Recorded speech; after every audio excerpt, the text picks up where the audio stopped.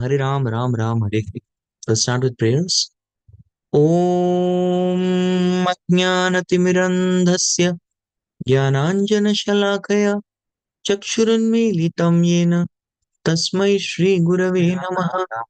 Shri Chaitanya Manobhishtam Stapitam Yena Bhutale Swayam Rupa Kadamahyam Dadati Swapadantikam Nama Om Vishnupadaya Krishna Presthaya Bhutale Shrimate Bhaktivedanta Swamin iti namine Namaste Saraswate Deve Gauravani Pracharine Nirvishesha Shunyavadi Pashyata Deshatarine Vancha Kalpatarubhyascha Kripasindhubhya evacha Patitanam Pavanebhyo Vaishnavebhyo Namo Namaha.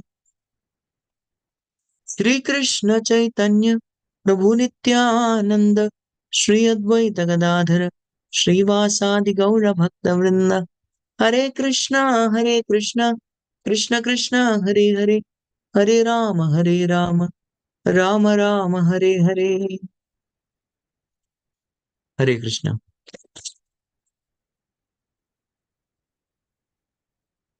Very, very happy to be with all of you once again, and welcome to our daily divine discussions, Srimad Bhagavatam. We had paused these sessions because of Janmashtami preparations, right? But now we are continuing this session, and it's again my great privilege, honor, and I'm feeling so very excited to be continuing this journey of Granth Raj Srimad Bhagavatam, this Nityam Bhagavat Sevya, every day coming together and listening to Bhagavatam for some time. Thank you so much to each and every one of you.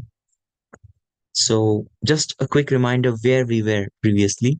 So we have been discussing the Srimad Bhagavatam, first canto, second chapter, 7th verse.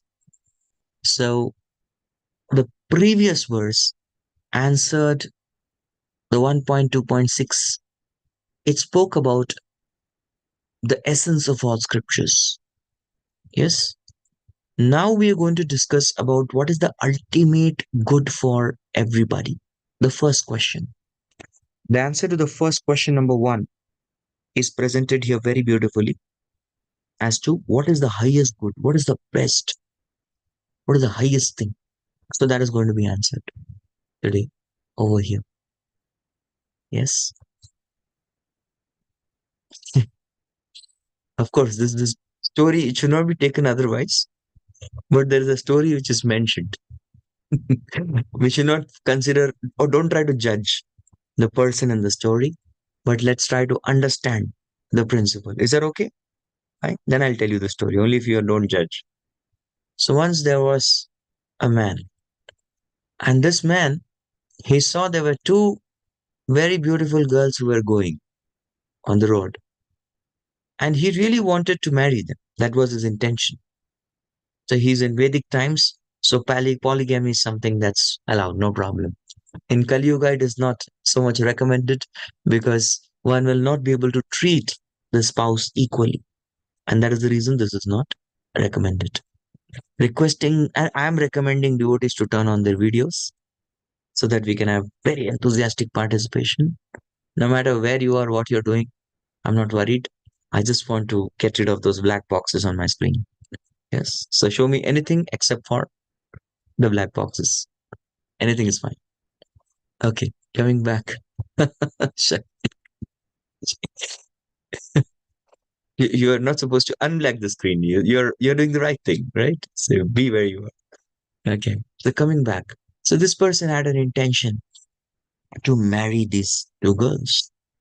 But if he invites them to his home, right, he had a desire that these two girls come to his house.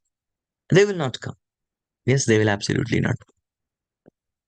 And well, so what he decided something very different. He thought, okay, these two girls are always with their mother. So let me invite the mother. Mother being an elderly lady will not mind my invitation. So I'll invite the mother to my house.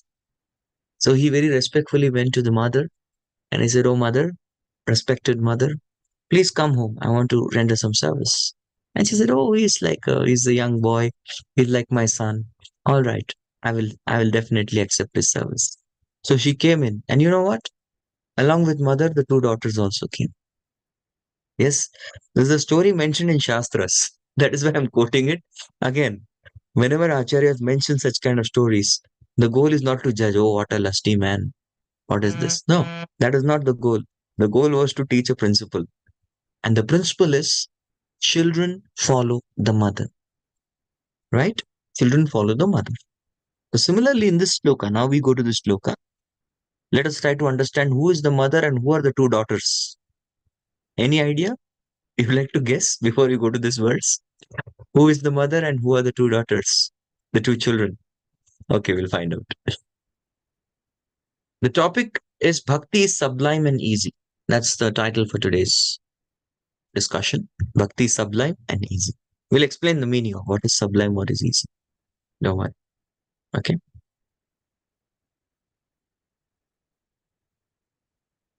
We'll go to the verse. वासुदेवे Bhagwati भक्तियोगः प्रयोजितः जनयत्याशु वैराग्यं ज्ञानं च यद् अहैतुकम्. Okay, so Vasudeve Bhagavati. Yes, so now here again, unto Lord Vasudeva. Krishna is called as Om Namo Bhagavate. You see how Bhagavatam is so consistent. Bhagavatam has not changed its God. Okay, after a few verses, let's change God. This is the nature of Kali Yuga, right? Everything, they change everything. Kali Yuga, people change. They change house, they change spouse, they change even gender. My God, everything they change. People want to change. Nationality, but change nationality also, right? Very common. Everything people want to change. Yes, people change color. The Michael Jackson, famous guy, he changed his color. So you change your color, you change your gender, you change your spouse, you change everything. So that is the nature of the age of Kali, right? So, but Bhagavatam is unchanging. Truth is something that doesn't change. Even a body changes. So that is why body is not our reality. Something that changes cannot be truth, right? So truth is that which doesn't change. And Srimad Bhagavatam is repeatedly hammering this point. Om Namo Bhagavate Vasudevaya. The same mantra. Vasudeve Bhagavati. Yes. Vasudeve Bhagavati Bhakti Yoga Prayojitaha. Yes. So unto Lord, what to do? What is our relationship? What to do unto Him? What is that highest truth? The highest truth is Bhakti Yoga Prayojita. Prayojan means this is the very goal. Vasudeve Bhagavati Bhakti Yoga Prayojita. This means that one has to apply Bhakti Yoga to Vasudeva, which means perform Bhakti to Vasudeva. This is the highest truth. There is nothing superior to this. Yes, and one may ask a question, oh, what about knowledge? That is considered to be highest. Vedic scholars, they talk about knowledge and detachment. These two, Gyan and Vairagya. This is something that is considered to be ultimate in Shastras. People consider Gyan, Vairagya to be ultimate. Jnana is knowledge. So usually the conception is, I will get knowledge. But what is the goal of knowledge? The goal of knowledge is detachment. And what is the goal of detachment? The goal of detachment is attachment to Krishna. Yes. So this knowledge and Vairagya, Gyan Vairagya, that is causeless knowledge and detachment from the Lord will definitely arise. This is automatic. One doesn't have to separately cultivate knowledge or detachment. One simply has to perform devotional service. And knowledge and detachment, like the two children of Bhakti, they will automatically be born. Janayati, they are born. Janma. This Janma is birth. Janayati is to take birth. And how much time it takes in this world to deliver a child? It takes 10 months, as per Shastras. 10 months is that period, right? Since you conceive, the mother conceives, and the children are delivered after 10 months. Here, how much time? Not even 10 seconds. Immediately. That's Ashu means immediately. See? Immediately. If somebody has got bhakti, that means a person has also got Gyan Vairagya. The knowledge and detachment is also there. That is the beauty. So that is the translation. Let's see translation by Srila Prabhupada. By rendering devotional service unto the personality of Godhead, Sri Krishna, one immediately acquires causeless knowledge and detachment from the world. Hare Krishna. There is no separate effort required. So this is the beauty. One doesn't have to separately do anything. So now, Prabhupada's purport. We are going to discuss part 1 today, part 2 tomorrow. Why I'm taking it slowly? Because we want to properly understand. We don't want to rush through. These sessions are not going to be rushed through. The Prabhupada is given more emphasis on purport. We will take more time to discuss. Is that okay? The whole purpose is daily divine discussion. We want to understand what is the meaning. Because there may be so many questions. What is this causeless knowledge? What is the meaning of detachment? Immediately, how immediately? We should have these questions. Bhakti is exactly what to do. So the title for today's class I've given is Bhakti is sublime and easy. Anyone knows the meaning of sublime? Okay. Have you heard this of science students, people who are students of science? Anyone science student? I guess I'm the only one. Okay, Rishikesh Pro is there. Okay, Sachidan Bruce. Okay, science student. Bhagyashri Mataji is saying excellence. Okay, excellence. Sublimation. The process of sublimation is the process where solid turns into gas immediately. Anything that's solid becomes gas without becoming liquid. Usually, the chemistry it teaches solid when heated becomes liquid, liquid when heated vaporizes and becomes gas. Right? Solid, liquid. We hear this chemistry. But sublimation is skip the liquid from solid to gas. That's called sublimation. Have you know some substances which are solid, but you keep it in air, it's gone. Yes, they are called that is called sublimation. Without even becoming liquid, they disappear, they vanish. Camphor, exactly. Karpur, camphor. That's why you have to keep camphor closed. If you keep it open, it's going to sub. Even that naphthalene balls, you see that naphthalene balls. People usually use it in the washrooms. They also sublimate. Sublimation. So the meaning of sublime is there is absolutely no logical answer to how bhakti brings about transformation, how bhakti brings about knowledge, how bhakti gives detachment. There is no answer for that question. It happens. Sublime. You cannot try to understand this scientifically. You cannot try to understand it logically with reasoning. No, it happens. Got it right? It happens. That is called sublime. You see it happening. Anything? You have any phenomena in you can say which defies the laws of science. It just happens. Sublime. There is no science or logic behind it. Anybody?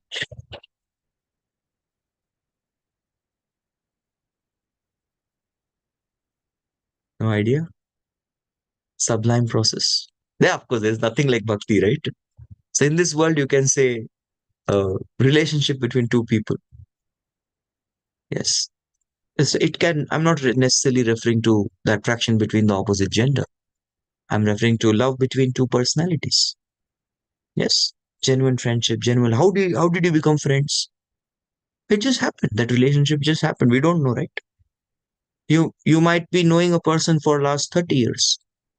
On the other hand, you met a person only for 30 minutes. And in just 30 minutes, you feel that connection with this person. Have you ever felt that?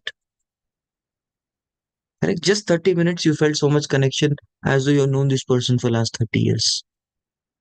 So that is called that sublime. It happens. Like relationships in this world, they happen very sublime, in a sublime way. Correct? So that is called sublime. Sublime. There's no why do you like this person? I don't know. Yes. Now it can even happen to a person being attracted to a spiritual master. Yes, I'm attracted to the spiritual master. Why? Oh, I'm attracted because this spiritual master smiles very sweetly. Yes.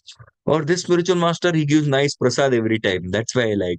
These are all very superficial things. Of course, the spiritual master teaches very nicely. That that is good. That is the way you are attracted to teachings. But why you want to surrender unto this spiritual master? Many people ask this question. How do I understand who is my guru? How many of you got this question? How to choose a guru? No, it's a sublime process. You sincerely be a seeker, be a sincere seeker, be ready. Yes, ready yourself. That sincereness, that seriousness. You make yourself ready, and then you will understand. Paramatma from within will answer who is your guru. That is where Paramatma is there.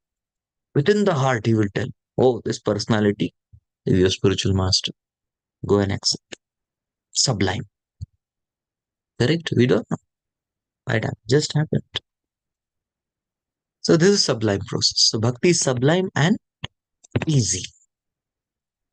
Rather, we can say now, Prabhupada time, used words, I would say simple. Prabhupada speaks easy in the sense simple. Bhakti is simple, but not easy. We'll try to understand this statement also in a course of our discussion as we discuss. Okay, let's see the purport by His Divine Grace A.C. Bhaktivedanta Swami Srila Prabhupada. Srila Prabhupada ki jai. Those who consider devotional service to the Supreme Lord Sri Krishna to be something like material emotional affairs may argue that in the revealed scriptures, sacrifice, charity, austerity, knowledge, mystic powers, and other similar process of transcendental realizations are recommended. Correct. Usually that's what people think. They feel bhakti means emotional affair. How many of you have seen these people? I feel Krishnized. I feel Krishnized. I believe in this Baba. I believe in this God. I feel.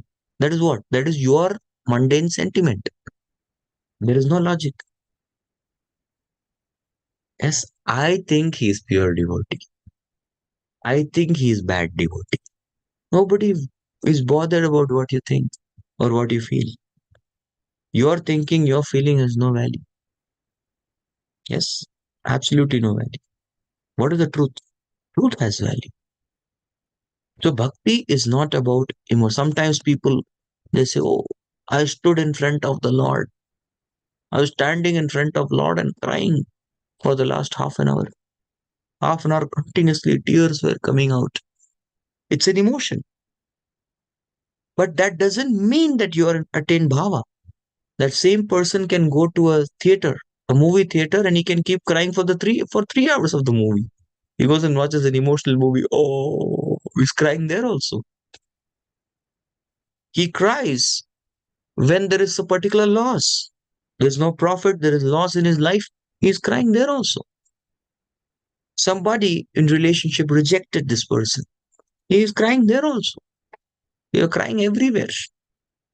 So that such a person is crybaby. In one sense, emotional by nature.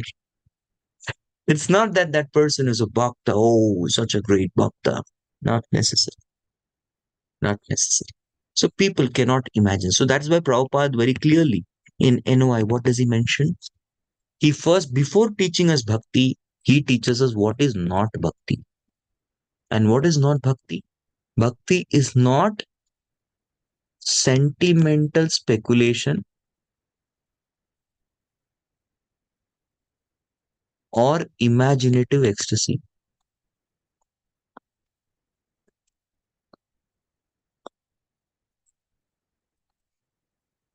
Yes.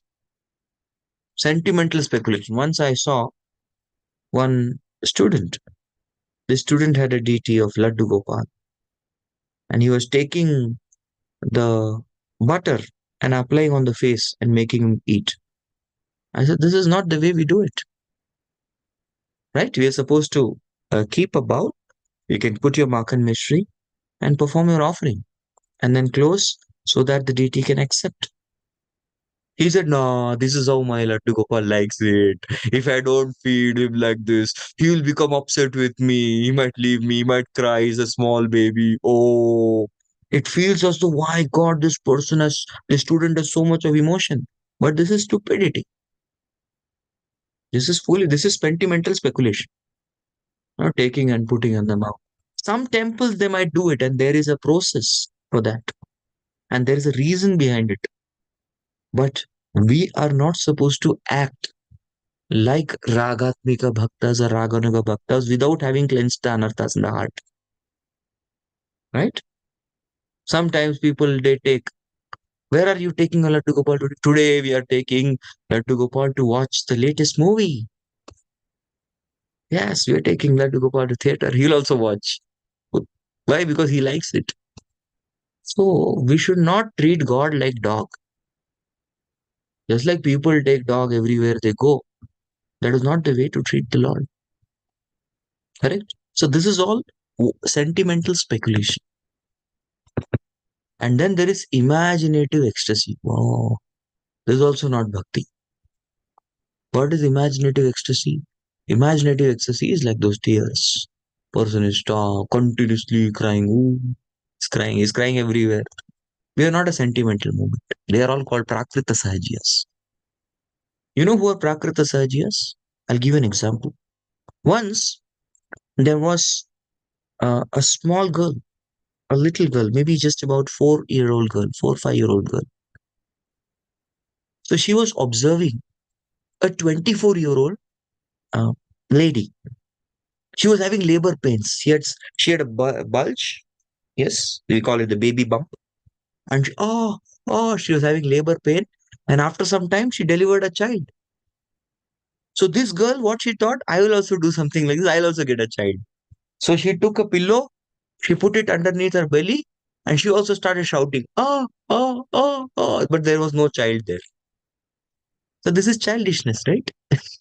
The girl putting the pillow in the belly, and then she also makes some noise. She thinks that she'll also get a child. I'll also get a small baby. Because I also want a small baby to play with. That was the feeling of the girl. So the crying and the emotions which produce the baby of Krishna, the bhakti, they are advanced emotions of bhava bhaktas, and that baby is the prema. On the other hand, sahajiyas are like those children, 4-year-old girl who has no potential right now, not having that capacity. Can a 4-year-old girl become a mother? Even scientifically, not possible. She doesn't have that body yet. So, single Prakrita Sahajiyas are those kind of people, imaginative ecstasy. They cry. They cry like that, imitating, but they are not going to get the baby. Their crying is simply imaginative ecstasy. So they imagine they become ecstatic. So this is not bhakti, right? This is one extreme. The other extreme are those people who are smartas. They think that all people are bhaktas are foolish. They're fools. Those people don't know how to perform yajna, sacrifice, dana, go to Himalayas and perform austerity, learn the Vedanta sutras and speculate on the Shastras, get knowledge, yoga siddhis. These people don't know all these things. And because they don't know all these things, they are simply chanting Hare Krishna, doing some simple stuff. That's another extreme. These people are offensive. Yes, they are offensive people. Because what does Bhagavad Gita says? Vedeshu yajneshu tapasu teva daneshu yat punya phalam pradishtam atyeti tat sarvamidam viditva yogim param sthanam upeti chadyam. The Bhagavad Gita very clearly says that a bhakta, a devotee, has already attained the result of all these people. He gets that automatically. He doesn't have to separately perform some sacrifice. No. You just take one walk in Vrindavan Dham, one step in Vrindavan Dham, you get the blessings of performing 1,000 sacrifices. That's the power of the limb of Pada Sevanam. Right? A person who has chanted the holy name from the tongue, the person he's already reached the conclusion of Vedic knowledge. Aho bataswa pachato gariyan yad jivagre vartate nama tubhyam te pustapaste juhu shashnuraryar brahmanu churnama granhanti ete. Simply by reciting the holy name in the tongue. That's the power of kirtan. We just chanted the name and everything else is already done. You have everything. On the other hand, what does Krishna tell to Uddhava? Nachamam sadhyati yogo, na dharma cha Uddhava, na dana na tapaschaiva, bhaktya mam sadhyati. Only by performing bhakti can I be attained and not through other process. So the Shastras are very clear, but these people, they get stuck to the details. So what are these? Prabhupada, what does he compare these people to? Prabhupada compares these people to the people who are licking the bottle of honey from outside. Yes, they got the Shastras are like the honey bottle. But these people who are attached to knowledge and sacrifice and austerity, they're required, but that is not the essence. You need the bottle, but the bottle is not to be licked from outside. Will you get any taste by licking the bottle from outside? Nothing. There is no taste of the bottle. The real taste is that the honey is there inside the bottle. So the devotees are the yogim paramsthanam upeti chadyam. The devotees, because of the power of Guru Parampara, the Guru Parampara unlocks the lid of the bottle. That is the power of Guru Parampara. It unlocks the lid of the bottle and then one is able to taste. Guru is the one who unlocks that bottle lid and then gives you the bottle. Now you take this. And now the bhakta is able to taste the nectar. Otherwise, everybody else is simply licking the bottle from outside and thinking, oh, I'm actually doing I'm licking the bottle. That's useless.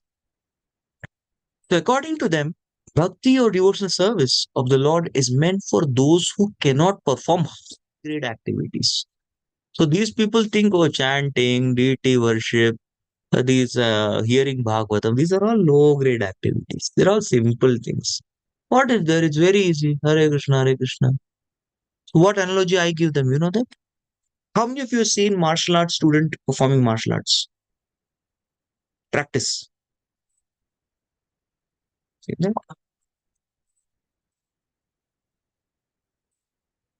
Have you seen that? They're doing it. And one may think, oh, why these people are doing time pass? It's so easy. I can also do it. How many of you felt like this? Yeah, so easy. What is this? What big deal? I can also do it. Just by doing like this, you get black belt.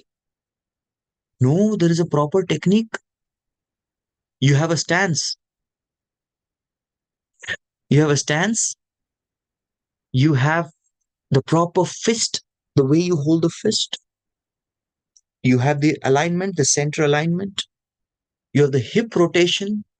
You have the timing and generating the energy through the sound. Hi. When they generate that is the way they generate the chi. And then you deliver the punch, striking. So one may say, oh, this is very easy. I also know how to do this. I have also black belt. All right, you go to a black belt and give him 4 pieces of bricks. You will break it in one shot. And you go try to break those 4 bricks. What is going to break is your hand. Hare Krishna. You're going to end up breaking your hand. So this is the difference. This is the difference between a person who has practiced bhakti and those people who are observing bhaktas from a distance and thinking that this is where I also know this. Hare Krishna, what is this? Pull the beach. Hare Krishna, Hare Krishna, Krishna Krishna. I also know this. No, person who's practiced devotional service. He's got that mercy. Such a person is able to cleanse the anarthas in the heart. Such a person is able to, speak and give Krishna to others, has that potency to preach. Krishna Shakti Vina Nahi Tara Pravartan. So anybody can speak, actually. Anybody can speak. But a person who is having Krishna in the heart, when such a person speaks, there is heart transformation. Right? Let's go back. So, they think they're doing high grade activities, but the goal of all these so called high grade activities is bhakti. And if you miss the goal, you are like a person who's driving. You're driving in your car, you're driving in full speed, you're driving the highway. and you just keep driving, you run out of fuel. You just forgot to take the turn. You get into unwanted, unnecessary competition and complication. You miss the goal of life. Keep the goal very clear. So these people usually don't have a goal. Just like, for example, the Yajnik Brahmanas. These Brahmanas were performing austerity. Hare Krishna.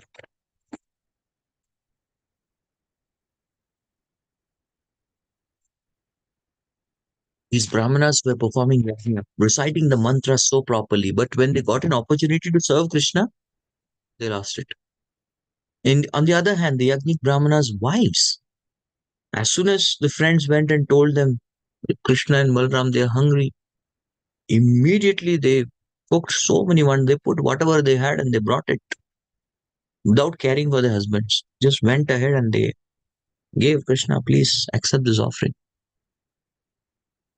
So that's the difference between a heart of a simple devotee and the arrogance of such kind of people who think they are doing high grade activities. Generally, it is said, now this is not Shastras, this is general statement which is there in public opinion, which always is not correct. That the Bhakti cult is meant for Shudras, Vaishyas, and the less intelligent women class. But this is not actual fact. Brahmanas do yajnas. Brahmanas, they read Shastras. The Brahmanas, they are doing all the other varieties of things. And Bhakti, oh, those people who don't know the Shastras, don't read the Shastras, don't understand everything, such people go to temple and they do their japa, etc.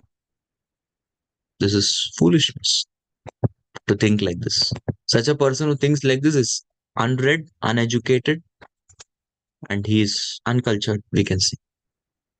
Because the bhakti cult is meant for the topmost of all transcendental activities, and therefore it is simultaneously sublime and easy. Now, if you want to convince this, okay, Brahmaji. Brahmaji's body is made of what? Brahmaji's body is made of intelligence. And he read the Vedas 3 times. One reading, second reading, third reading. And after 3 readings of the Vedas, what was his final conclusion? You have to perform bhakti.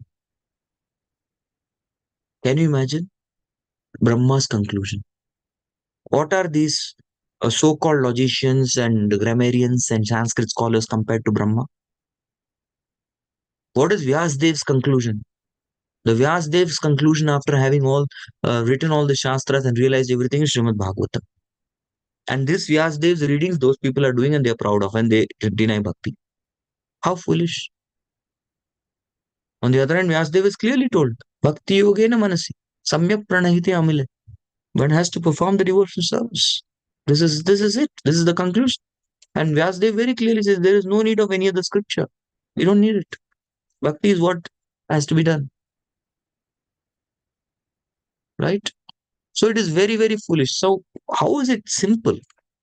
Bhakti is simple because anybody should be able to do it. That's why Lord has made himself accessible. Mercy, this is his mercy. Chanting the name. The chanting can be done by anybody, right? Now, when Prabhupada was asked, what is the Hare Krishna movement about? Prabhupada would say, chanting, dancing, feasting. That's all. This is the way to attain Krishna. His Holiness Chandramouli Maharaj once said, I can eat my way back to Godhead. Yes, just by taking prasad, you can go back to Godhead. Provided we have that proper faith. Yes, it perform with the faith, it will happen. So chanting with faith, dancing with faith, honoring prasadam with faith, all of these simple activities, they're simple, but they require the deep substance which is faith. And all of us in the Srimad Bhagavatam, what are we doing? We are trying to build that faith muscle every day. Nityam Bhagavat Sevya. How many of you know you don't work out for a day, you lose your shape that you have gained in 4 days? You know that? Yeah. So one day, don't do this activity. I'm just telling you, one day don't chant 16 rounds. What will happen? You can tell me what will happen. Don't chant your rounds one day. Of course, you can't do it. You've taken vows. Those who are initiated, they definitely can't do. And those who want to get initiated, they will also not do because in one break, you go back. Somebody has a break of 1 day. I don't know the initiation standards here, but the temple I came from before, 1 day you don't chant. You are kept for an observation for 1 more year. You lose 1 year. Can't even think of it. Yeah, true. We can't think. But imagine we don't do. What will happen? Don't chant 16 rounds 1 day. What will happen? You can tell. I've never tried it, so I don't know. Somebody, if you are writing the answer, doesn't mean you have tried it. I won't judge you, please. What do you think will happen?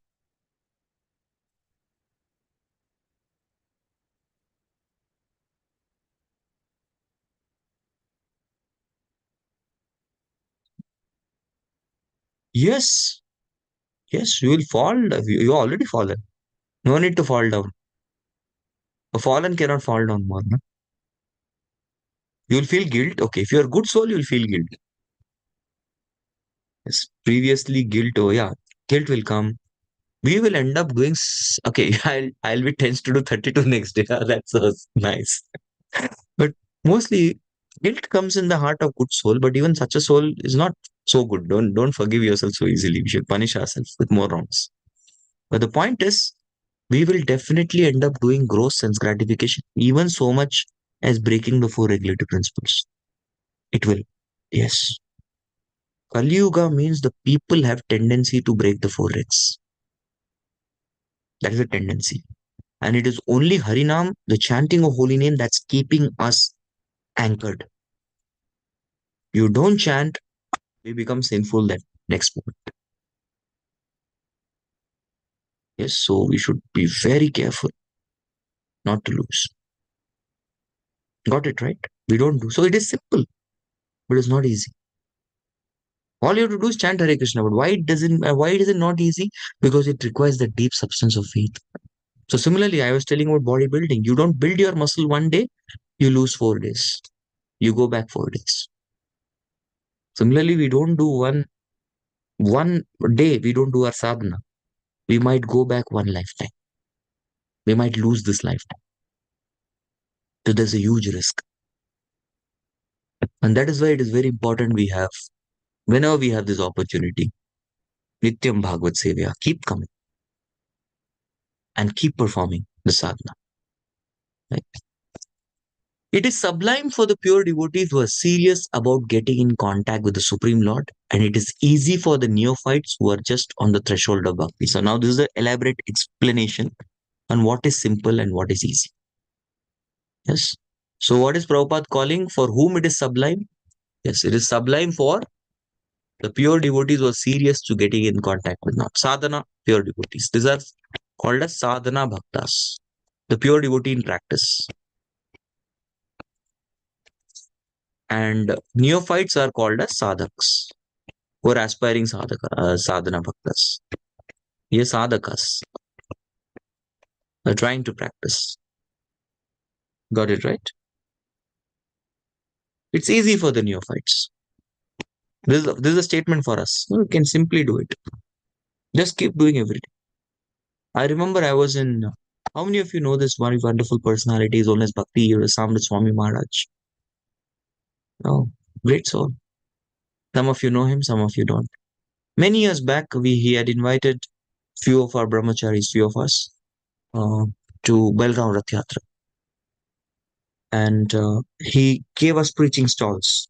So we used to go in the Rath Yatra and do preaching stalls, seva, and get more people connected to the congregation by explaining them about Chaitanya Mahaprabhu, about Prabhupada, about chanting, Krishna consciousness, simple things. So tell people about this and inspire them to chant one round and come for Sunday feast. That's the goal. That's the deliverable. So I didn't know, little did I know that Maharaj was observing me from a distance. And when I suddenly saw, oh my God, Maharaj is smiling and standing there from a distance. He was smiling and standing there. So I quickly wrapped up the family, went and offered my Dandvat Pranams.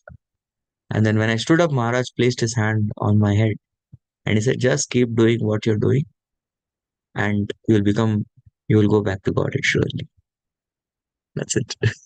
It's easy. Why it's easy? That's when this dawned into me. He's talking about easy. What's easy? Easy is we just have to do it every day. Of course, that's difficult and that's also easy. Same thing every day. You don't have to do anything new. There's nothing new to learn. Okay, fine. There's a new Mahamantra. Okay, there's a new God. That is Kali Yuga, where God changes, mantra changes, family changes, house changes, color changes, gender changes, everything changes. It is Kali Yuga. But in Bhakti, nahi. You don't have to learn anything, do anything new. That is easy. That is simple. But what is not easy? To do the same thing by not taking the process cheaply. Yeah, that's our problem. Why it is not easy? Simple but not easy. We have nature to take things cheaply. We have a nature to take guru cheaply. We take japa cheaply. We take deities cheaply after some time. Eventually, we become familiar with something. We take it cheaply. It's okay. So that cheapness should go away. And what will prevent us from taking things cheaply? The association. The whole purpose of Bhagavatam class is to keep us, our consciousness proper that this is not a cheap thing. We've got something very great. Bhagavatam is the greatest treasure. Holy name is the greatest nectar. The deities are the most merciful and powerful. We have to keep knowing the glory of Guru, keep knowing the glory of Bhagavatam, keep knowing the glory of Nama, keep knowing the glory of deities, keep knowing the glory of Sangha, so that we never take this process cheaply even for one moment. That is the whole purpose of Bhagavatam. We know the truth, but we forget it. So we need to get the truth again so that we don't take it cheaply.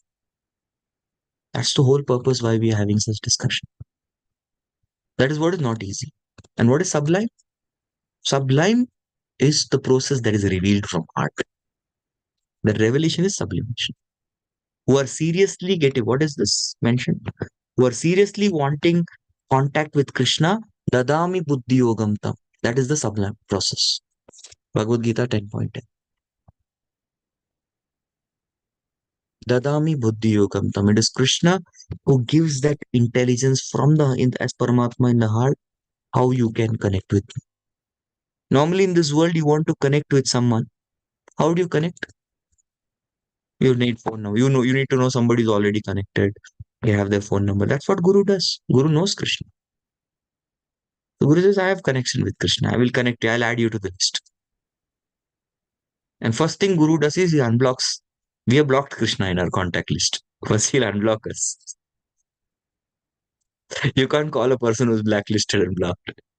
He'll unblock. That is anartha nivritti, unblocking. And then he teaches us how to use the mobile and contact Krishna. He gives us the phone number. That is artha pravritti. So both this process, anartha nivritti, which is removing of the anarthas, and artha pravritti, the progress of going towards Krishna. Both things, they happen. All right, dear devotees, we'll pause here and we will I have a request. It's 8 a.m. now for me in my time zone, and my next lecture is at 9 a.m. I have one solid hour, and today's Ekadashi, and also the very divine appearance of His Holiness Gopal Vishnu Goswami Maharaj. It's a very special day. He's a special Acharya in my life. And I request you all, invite you all. If you have questions, keep your questions for tomorrow. We'll be continuing the same verse. But please join me in Japa. Let's chant together more rounds if you have time. If you're not going to work, if you don't have any other chores, let's sit and chant. That's my request. ग्रंथराज Shrimad Bhagavatam की जय, जगत गुरु श्रील प्रभुपाद की जय, हरिनाम प्रभु की जय. Let's chant.